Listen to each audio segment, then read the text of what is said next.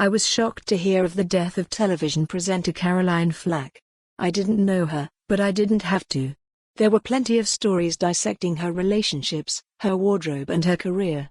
She had 1.9 meters followers on Twitter and 2.4 on Instagram, but died alone, facing an assault trial that was not supported by her boyfriend and alleged victim, Lewis Burton.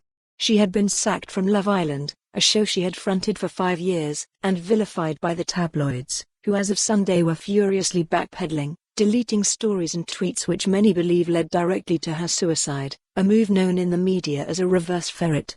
Yesterday's stories aren't today's chip wrappers anymore, they are retweeted and shared, a swarm of angry wasps stinging again and again.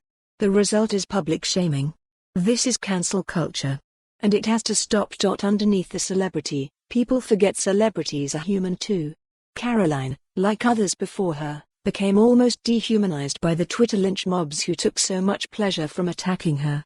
This new world of reality TV quickly dehumanizes and demeans those who take part, exposing them to levels of public scrutiny that is almost impossible to bear.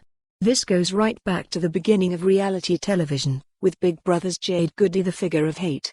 Reveling in her descent into despair, the public only did an about-turn after producers started editing the show in her favor. In today's social media-addicted world, we have a bully in the White House, and women in particular are subjected to horrific misogynistic abuse on social media, including rape threats.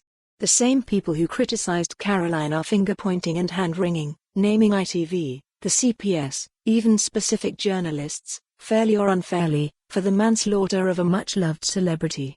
Within 24 hours of her death there were almost 50 online petitions on Change.org calling for closure of the Sun newspaper, closure of all newspapers, a judicial review, cancellation of Love Island, and changes to social media legislation.